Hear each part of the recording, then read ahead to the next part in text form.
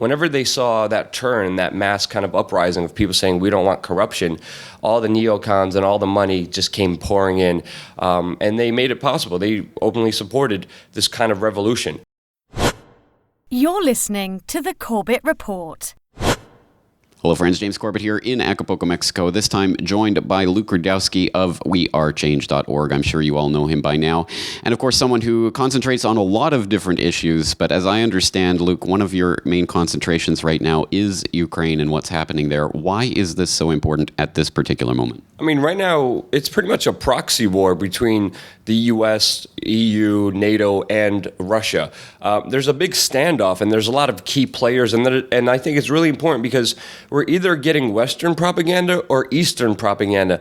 So it's really hard to really find out exactly what's happening in this very key, important European country because of all these influences and all these reportings that are contradicting each other. So I think it's very important to break down because this could seriously lead to very serious escalations, especially with Russia, that could possibly cause a war between these two global superpowers that are just ripping apart this country and creating mass suffering with so many people who are just stuck in the middle of this tug of war between these two major powers.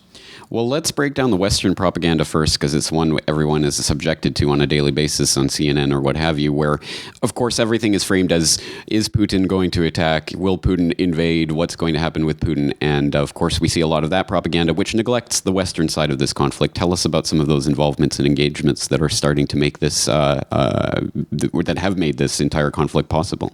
Well, of course, from the very beginning with the revolution in Kiev, we saw the USAID, the National Endowment for Democracy. We saw George Soros and some of his organizations that he's loosely affiliated with just throw a bunch of money and support all the neocons from the West. John McCain came running in as soon as people were against the corrupted government of Yanukovych. And of course, Yanukovych was corrupt. He was, but he was pro-Russia, and he implemented policies that were pro-Russia. Whenever they saw that turn, that mass kind of uprising of people saying we don't want corruption, all the neocons and all the money just came pouring in, and they made it possible. They openly supported this kind of revolution.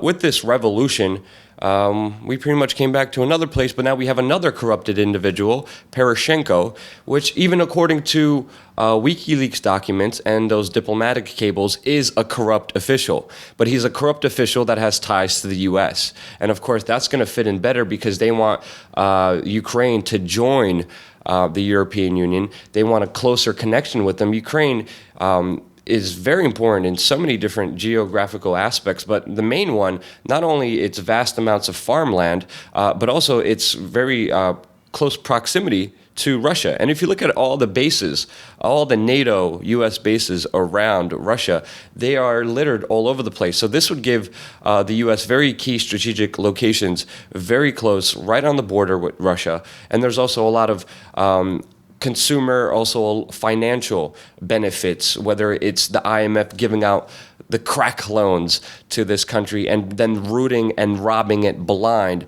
changing the laws within the country, which we see happening, making it very profitable for companies like Monsanto to come in, which they have. They just set up a new office in Ukraine. And now you see laws being changed saying that we can do genetically modified farming. Other people can come in and now buy up the land here. We see Poroshenko, who just came from the UAE, and he just cut a deal for arms with the UAE for defense. But in exchange for that, he's giving up economic opportunities for the UAE in Ukraine. So we're seeing just this country that was doing fine, doing good on its own. It's being sold to the highest bidders. You see all these influences coming in, helping create this revolution. And of course, they came back to the same corrupted politician, but now he's more likable to the corporate government, NATO, U.S. interests. Well, you raise a couple of extremely important points there. First of all, there's the NATO encirclement of Russia generally, which Ukraine is obviously a part of, which is, I think, part of that key danger that you're talking about in the war scenario. But on top of that, you say about Ukraine being fine on its own. For the last couple decades, it's been ruled by oligarchs of one form or another, a lot of whom have been in bed with Russia and have sent a lot of the oil money and cut some oil deals for their own personal benefit, not for the benefit of the Ukrainian people, which I think is the neglected aspect from a lot of the alt media coverage of this. So this is the Eastern propaganda kind of version of this. So what do we need to know about the ultimate solution to this? Because it seems that the ultimate solution can't be simply to give money and power back to these oligarchs. It has to be some way of returning power to the people of Ukraine to let them determine. I said fine compared to what they're going through now. Their economy is destroyed. They have no energy in any way, shape, or form. The coal that they were supposed to be mining in that Donetsk region can't even be mined because of the war zones. The amounts of debt that they are indebted to Russia, especially when it comes to gas in the, $6 billion? They're never going to pay that off. So financially, these superpowers want, okay, you're going to be indebted to us and work with us, and then they're vying for that power. They're vying for that money. The ultimate solution is really a hard one to kind of throw out there because it's such a complicated mess. The answer to me wouldn't be go with Russia. The answer wouldn't be go with the EU, NATO. It would be, why can't Ukraine just be a sovereign, independent country with no major ties, no major allegiances, and just create their own kind of life and not be ruled by these corrupted individuals that have ties to different people. But see, this is what happens. Whenever there's mass protests, whenever there's revolutions, there's always people who are going to come in and try to co-opt it. And that's exactly what happened. The people of Ukraine are, just regular human beings. They're like us. They want a normal life. They don't want to be extorted and robbed and looted. They are right now. They were robbed by the Russians and extorted by them. And now they're being robbed and looted by the U.S. on such an extreme level. So we have to see both sides of this. None of the situation that was happening before in Russia was okay. No, it extremely wasn't. And we have to acknowledge that as well. We have to understand that there's war crimes being committed by both sides of this conflict, not just one side. It's not just the U.S. is bad. All these situations are bad. The solution, again, I don't know. What would be a solution?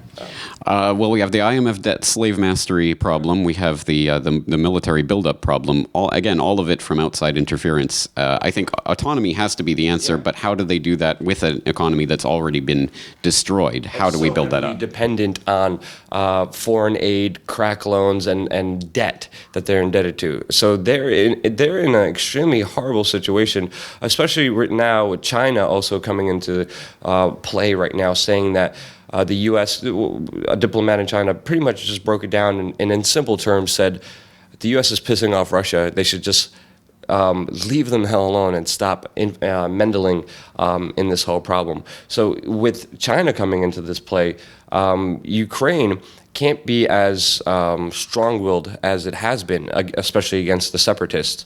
And again, we're hearing both of these conflicts. How do you become sovereign? How do you become independent when you're so already tied down by all these corrupted individuals who sold your country down the road?